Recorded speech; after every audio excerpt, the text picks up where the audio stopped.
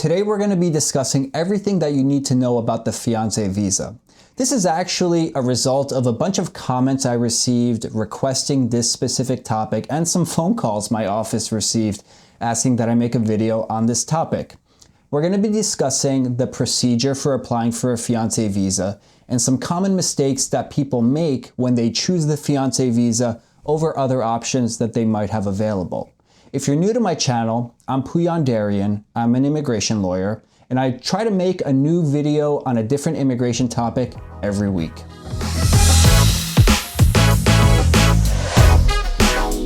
A fiancé visa is a K1 non-immigrant visa, which is basically saying that you, the US citizen petitioner, wants to bring someone over to the United States for 90 days for the purpose of getting married or determining whether or not you want to get married. If you don't get married within those 90 days, the immigrant is supposed to leave the United States. So what is the procedure for applying for a fiancé visa? The first thing that we want to do is file Form I-129F, Petition for Non-Immigrant Fiancé. This petition is not that complicated, but generally speaking, I see a lot of people use lawyers. I've also seen many people not use lawyers. It's not that complicated of a form, but the important thing is to include as much evidence as possible in accordance with the instructions of the form. So there are a few things here. You need to include passport-style photographs, proof that you're a US citizen. So that could be a copy of your US passport, US birth certificate, or certificate of naturalization. You also need to include evidence that you have physically met the prospective fiancé within the last 2 years. So, for example, let's say your fiancé lives in the United Kingdom and you have traveled there and seen your fiancé within the last 2 years. We want to include plane tickets, photographs of your time together. If you stayed together, maybe receipts or Airbnb screenshots of your itinerary together. As much as possible, you want to include it with your initial I-129F filing. Additionally, if you've ever been married before, you need to include evidence that those marriages have ended, so a copy of the divorce certificates. And along with all of that, we want to include an original statement from each person. So you, the US citizen petitioner, and your fiancé, we want to include a letter from each of you indicating your intent to marry. This can be a simple 3 to 4 sentence letter that says like, I met this person on this date, things have been going well, we physically met in person at this place, at this time, and I intend to marry this person after they come to the United States on their fiancé visa. You can write your name and sign it at the end of the letter. That should really be enough for a letter of intent. So you'll file your I-129F with USCIS, the government agency where this all begins. After USCIS approves it, it'll take a few months for them to transfer the approved fiancé petition to the National Visa Center. I've seen this take anywhere from 2 to 6 months just to transfer it after you've been waiting like a year or longer. Right now, I-129F petitions are taking a very long time. I'll post a link at the end of this video to the USCIS case processing website, or I'll put it in the video description below so you could check it out for yourself. But I think it's taking longer than 18 months for most petitions at the moment. So 18 months and then another 2 to 6 months to transfer it to the National Visa Center. Once it gets to the National Visa Center, you'll receive instructions on a bunch of documents to upload. And once the National Visa Center is satisfied, they will eventually transfer it for an interview at the US Embassy or Consulate where your fiancé lives, or the nearest one to them if there is no embassy or consulate in their country.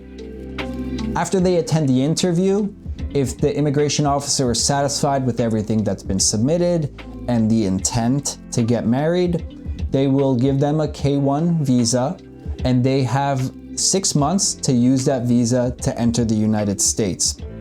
After they enter the United States, they receive 90 days of stay while in the US. During those 90 days, you generally need to either get married and begin the process for adjustment of status, which is a completely different immigration process, or your fiance needs to leave the United States.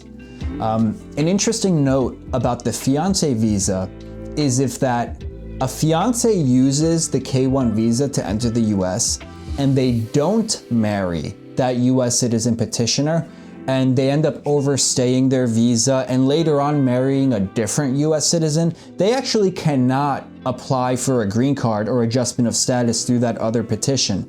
They are restricted and can only really get a green card through you if they're using a family petition.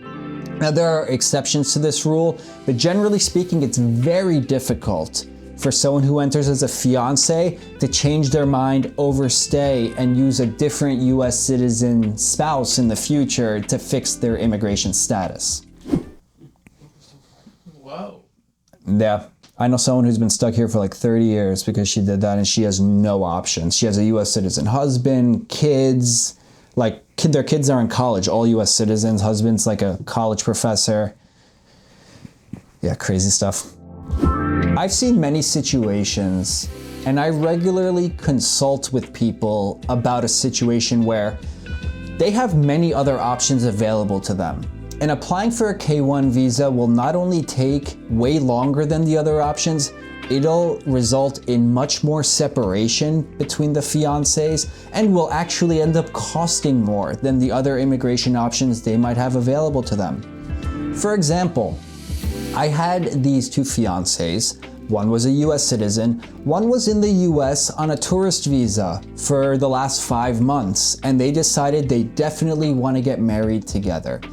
And they were about to file the fiancé petition. But that would have been a mistake for several reasons.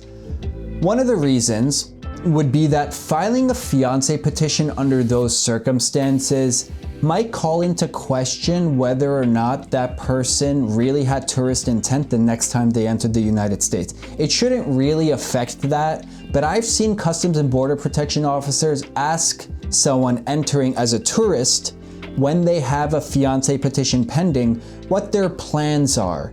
During this trip, they took them to a back room, it's called secondary inspection, and they almost didn't let them in as a tourist.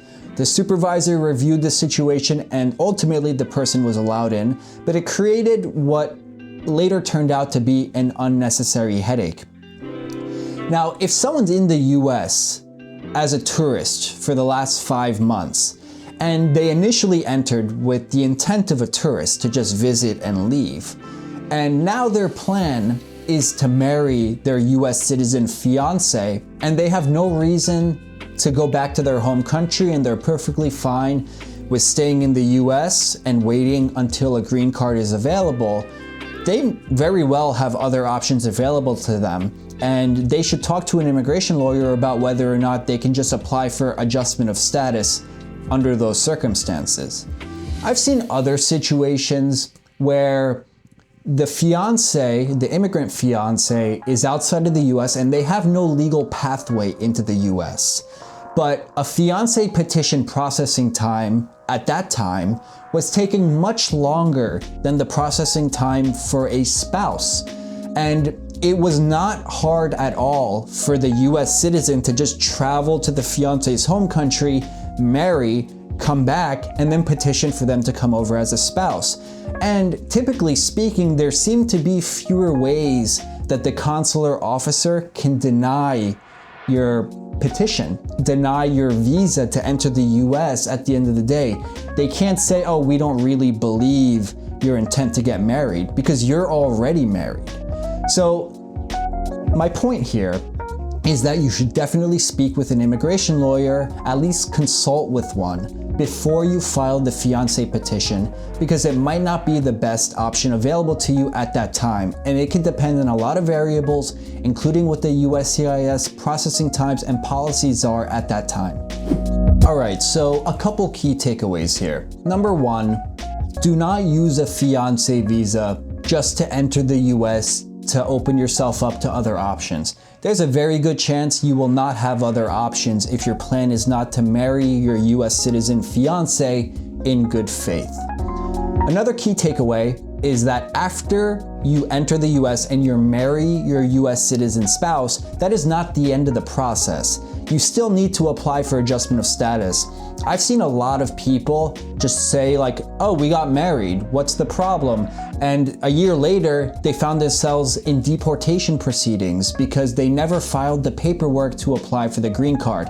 Now, they hired me and it was ultimately fixable, but it created much more expense, headache, and they weren't able to travel while they were in removal proceedings. And the final key takeaway is you might have more options available to you than just a fiancé visa. So speak with somebody before you file the petition, because once you file the petition, your options to use other pathways into the United States that might accomplish the same outcome might be severely limited. Alright guys, if you have questions about the general procedure for a fiancé visa, be sure to leave them in the comments below. I try my best to answer comments when they are left within a week or two of me posting the video. If you have specific questions about your life or something you're going through, the best thing to do would be to schedule a consultation. You could always text or call my office or book it directly through my website. If you're new to my channel, be sure to like this video and subscribe. I'll be posting similar topics in coming weeks, and I'll see you next week for another video.